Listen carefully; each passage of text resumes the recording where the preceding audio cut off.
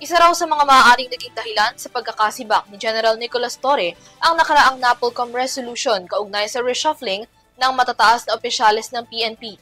Sa kabila niyan, sinabi ni DILG Secretary John Vic Remulla na maaaring mapalitan o maaaring magkaroon ng posisyon sa gobyerno si Torre. Depende na lamang kung tatanggapin niya ito. Papalit sa kanyang posisyon ang number 2 man ng PNP na si Lieutenant General Melencio Nartates Jr. na nag-assume na sa kanyang pwesto. Narito po ang aking report. Matapos ang halos 3 buwang pagkakatalaga bilang hepe ng Philippine National Police o PNP, sinibak sa pwesto si outgoing PNP Chief Police General Nicolas Torre III.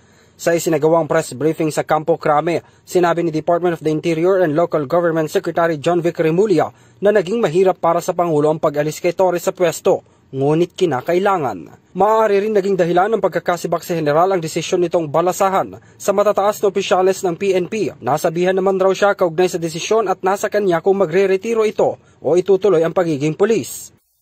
Precisely because we are a country of laws and not of men, that the institutions must be larger than the people who are in it.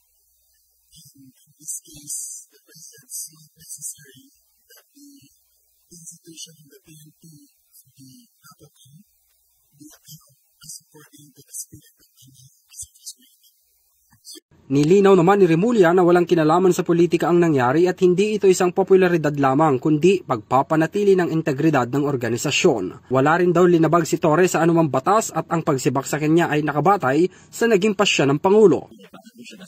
He did not violate any laws. He has not been charged with any violations. He has not been charged criminally nor unlawfully. It is simply a choice of the President to take the new direction for the PNP.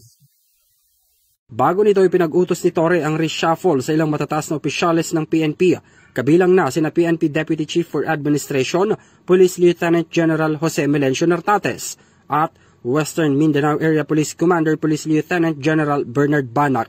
Bagay naman na kinontra ng NAPOLCOM dahil hindi raw dumaan sa NBank. Sa kabila nito ay tinuloy ni Torre ang balasahan at sinabing naresolba na nila ng NAPOLCOM ang usapin. Samantala kung hindi raw magre-retiro ang general dahil hawak rin nito ang estrelya ng 4-star, pinag-iisipan na raw ng Pangulo na baka i-appoint siya sa ibang pwesto ng pamahalaan pero nakadepende pa rin ito kung tatanggapin ng general.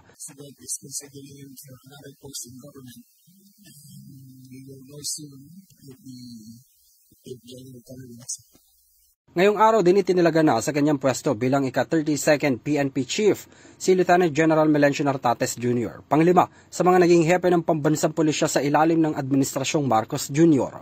Nakatakdang ipresenta ni Remulla at Nartates sa susunod na 1 buwan ang isang comprehensive citizen security strategy na nakafocus sa seguridad ng publiko.